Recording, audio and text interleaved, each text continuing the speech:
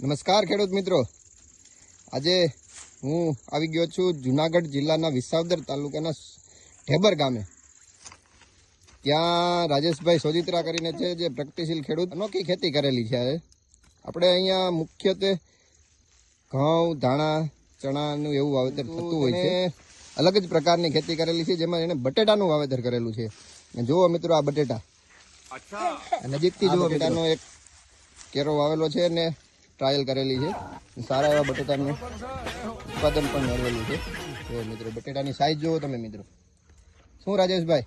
બસ શાંતિ હો. તમે બટેટા ક્યારે વાવેલા હતા? દિવાળી પછી વાવેલા. એટલે ટ્રાયલ માટે વાવેલા છે મિત્રો. ઉત્પાદન પણ સારું આવે છે.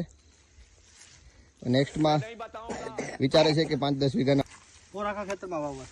મિત્રો, તમારું શું કહેવું છે બટેટા વિશે? જણાવજો, આપણે થશે કે નહીં.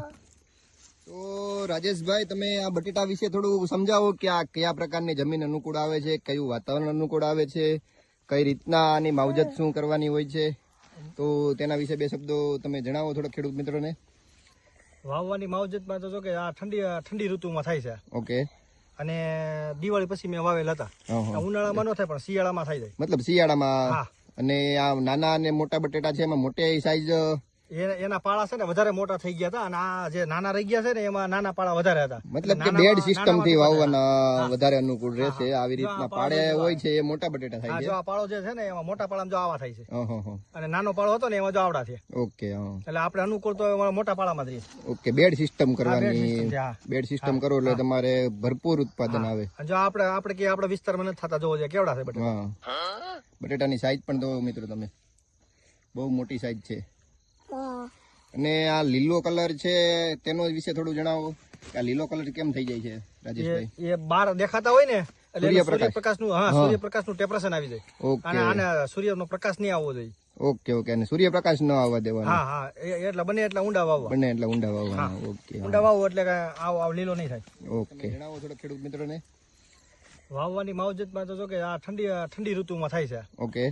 અને દિવાળી પછી મેં વાવેલ હતા. ઉનાળામાં ન થાય, પણ શિયાળામાં થઈ જાય. મતલબ શિયાળામાં.